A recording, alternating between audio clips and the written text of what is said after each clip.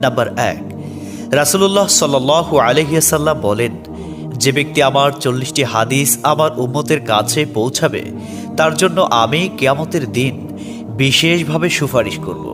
সুবহানাল্লাহ। নাম্বার ২, মানুষের মধ্যে যারা মৃত্যুকে বেশি করে স্মরণ করে এবং তার জন্য প্রস্তুতি নেয় তারাই সবচেয়ে বুদ্ধিমান।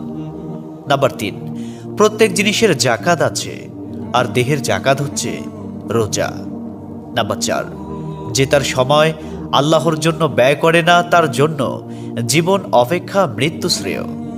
নাম্বার ৫, যারা সব সময় ইস্তিগফার তথা ক্ষমা প্রার্থনা করে তাদের সাথে উঠা বসা করুন, কেননা তাদের হৃদয় সবচেয়ে কোমল হয়। নাম্বার ৬, তুমি যত সিজদা দিবে আল্লাহ তত গুণা তোমার মাফ করে দিবেন। সুবহানাল্লাহ। নাম্বার ৭, সূরা ফাতিহা